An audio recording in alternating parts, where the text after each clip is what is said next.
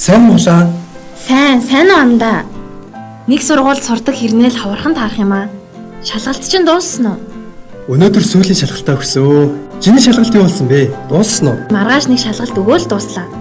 Тэгэл амрандаа. Нэг жил нүүдэр имхийн зураг өнгөрчихжээ. Нэрээ чи зуны амралтаараа юу хийх төлөвлөгөөтэй байгаа вэ? Одоохондоо бодсон зүйл алгаа. Чамд сайхан санаа байна уу? Байна. Чи энэ талаар сонсоогүй л ах та.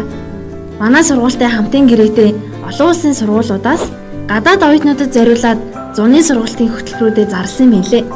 Тийм үү? Тэгэхээр зуныхаа амралтаар гадаадд амраад бас сургалтанд хамрагдаад ирж болох нэ?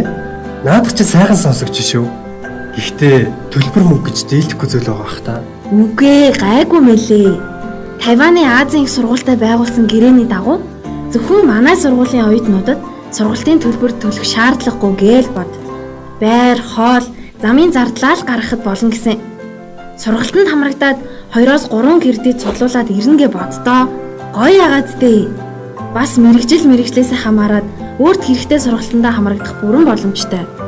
Тэгээд Солонгосын Улсын их сургуулийн Солбриж олон улсын бизнесийн сургуулиас 21 хоногийн англи хэлний эрчимжүүлсэн сургалт, түүнчлэн 7 болон 10 хоногийн гадаад оюутнуудад зориулсан Солонгос улстай танилцах зуны хөтөлбөрүүдэд зарласан юм билээ.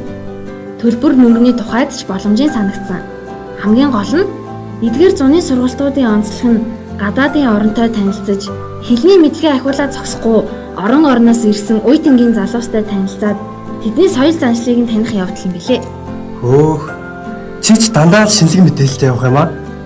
Би баг энэ зөө юу ихэд төлөвлөжглөө дөө. Баярлалаа хулаан. Зүгээрээ.